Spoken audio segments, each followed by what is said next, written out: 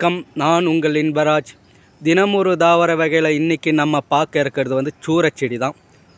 சூரப்பழம், சூரச்செடி, சூரப்பழம்னா எல்லாருக்குமே தெரியும் உங்களுக்கு. ஏன்னா இன்றைய வரைக்கும் இது வந்து நிறைய இடங்களில் வளர்ந்துன்னு இருக்குது. இந்த சூரச்செடி வந்து ஒரு வெப்பமண்டல தாவரம், அதாவது வெப்ப காலங்களிலும் வளரும் தன்மை கொண்டது.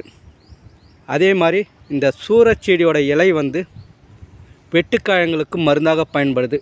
அதிகமான வெட்டுக்காயம் ஏற்பட்டால் இந்த சூரச்செடியோட தழையை வந்து அரைச்சி பத்து போட்டால் சீக்கிரம் குணம் அடையும், உயிரணுக்கள்லாம் சீக்கிரம் வளர்ந்து காயங்கள் ஆறும் அப்படின்னு சொல்லப்படுது. இந்த சூரச்செடியோட வேர் வந்து ஆயுர்வேத மருத்துவத்துக்கு அதிகமாக பயன்படுது. அது ஆயுர்வேத மருத்துவத்தில் பயன்படுத்தப்படதாக சொல்லப்படுது. அதுக்கப்புறம் இந்த சூரச்செடி வந்து பார்த்திங்கன்னா சூரப்பழத்தை சாப்பிட்டவங்க நிறைய பேர் இருப்பீங்க.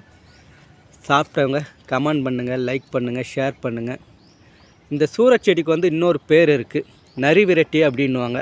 காட்டு விலங்குகளான நரி வந்து அது இந்த சூரச்செடியில் உரசுவதன் மூலம், பழம் பறிக்க வந்து சூரச்செடியில் உரசுவதன் மூலம் இந்த சூரச்செடியில் அதிகமாக முற்கள் பதிந்து இருப்பதால் முற்கள் வந்து இந்த நரியோட முடிக்களை பற்றி கொள்ளும். அதனால் அது பயந்து ஓடும் அப்படின்னு சொல்லப்படுது.